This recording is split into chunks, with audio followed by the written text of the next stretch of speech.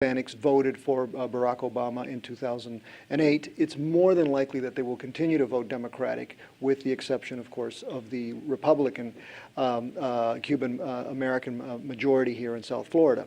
However, to really understand the impact, and I think we're not going to have to look at 2012, but I think we need to look several elections down the road as this growth majority that you've been talking about becomes a U.S. citizen, becomes active as a citizen, and votes at a much higher rate than they have been voting.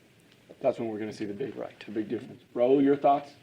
Well, from our standpoint, our job at the Census Bureau is really to report the information. And in February and March of this year, we reported that data that is used for redistricting purposes to comply with the law, and we did that. And so that what happens really is really this political process. You know, we want to make sure the information is out there, and naturally that the states involved in this redistricting process, you know, have to will look at that as they draw their lines and comply with the law. I mean, the Voting Rights Act is something that has to be complied with. So that is really our objective, is to let that process happen. But we're pleased to be able to provide this vital information so that you know, the states can do what they need to do.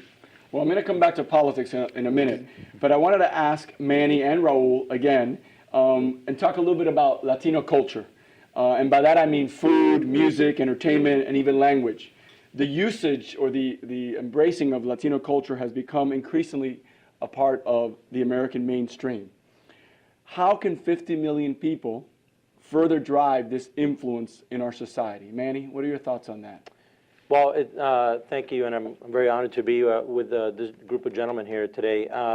First of all, I think that years back you saw Ricky Martin and Gloria Estefan really bring the impact of our culture and our sound to the mainstream. I think that that's going to continue. You're seeing the ascension right now of other artists like Pitbull, Don Omar, and all these players are really increasingly becoming more mainstream. You're seeing Eva Longoria and other role players that are positive, that really care about not showing Latinos as thugs and criminals in shows. So a little bit of this is also going to need the help of Hollywood, which frankly has really lagged behind. I've been this year at the National Association of Latino Independent Producers Conference, NALIP, and this continues to be an issue of how can we get better, more meaningful roles so that Latinos are not always portrayed in the thug and gang type aspect. So as we get better roles and more opportunities in Hollywood, I think that music is actually going to lead the opportunities to make the culture of Latinos tastier. You also see that Tabasco sauce outsells ketchup. That's been happening for years. I think more of the tastes are diversifying as well. One of the interesting things for me from the census results is how the population centers are gravitating further away from the border states. Right. And so you're going to see that Latino culture, music and all that is just going to, it's just already invading a lot of other cities across the country that I think is going to make it more conducive to that. Raul, as you've traveled across the country, sharing the data and meeting with people in different communities, how do you see that the influence of the Latino culture, and how can such a large number continue to influence our society?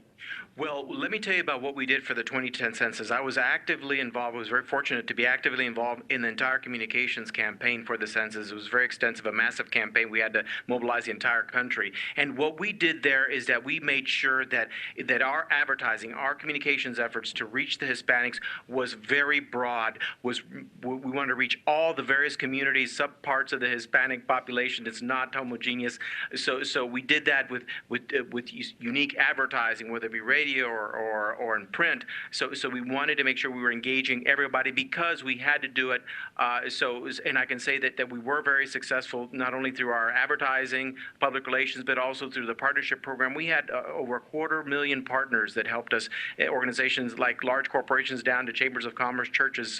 So collectively, they all helped us get that message out. But we had to be very tuned in to what we did so that we could engage the entire Hispanic population. And we did this too, by the way, for the other populations that we had to reach as well, in the Asian community, Native American, American Indian, et cetera. You know, it's interesting, you mentioned corporate America as partnering with you in your effort. And, right. You know, some of us still kind of joke around and say that corporate America is the sleeping giant when it comes to embracing the economic force of a $1 trillion market. is there a new message that surfaces from the census data revealed to date, and what is yet to come? And I know, Cesar, you have some really interesting insights and a very strong voice on this topic, so I want to start with you and then ask Raul and Manny to comment on that. What is it that, what does this tell corporate America? Well, what it should tell corporate America is that they depend on growth. Corporations depend on growth in consumers, they depend on growth in spending, and Hispanics represent that growth.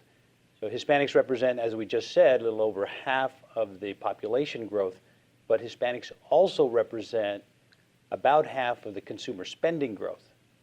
And they will continue to represent more than half of the growth into the foreseeable future.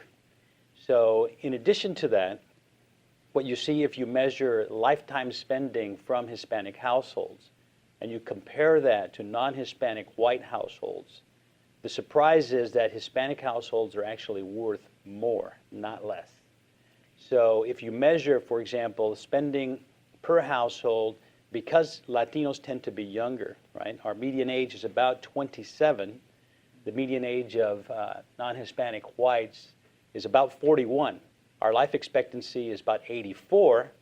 That for non-Hispanic whites is about 81. So there's about a 17-year difference in lifespan, meaning spending. More time to spend. More time to spend. So if you acquire a consumer today and you keep that consumer over its lifetime, that household will be worth more than the non-Hispanic white household, to the tune of over $350,000 if you measured that between 2009 and 2010.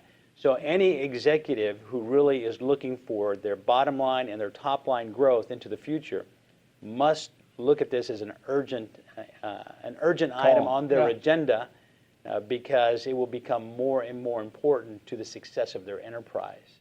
So it's about growth, and not only population, but spending. And Latinos are avid spenders. That's great. Those are very powerful numbers.